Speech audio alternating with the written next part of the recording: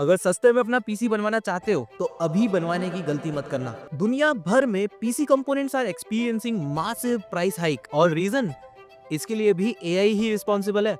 बढ़ते AI bubble के कारण दुनिया भर में मासिव डेटा सेंटर्स एस्टेब्लिश हो रहे हैं और इसी वजह से दुनिया भर में सेमीकंडक्टर की डिमांड बढ़ती जा रही है, पर सप्लाई तो लिमिटेड है ना, इसलिए सभी सेमीकंडक्टर्स प्राइस में 30 to 40% का हाइक एक्सपीरियंस कर रहे हैं। इसीलिए अगर सही प्राइस में पीसी कंपोनेंट्स खरीदना है तो this is not the right time to buy. ऐसे और वीडियोस के लिए सब्सक्राइब डेली टी टॉक्स।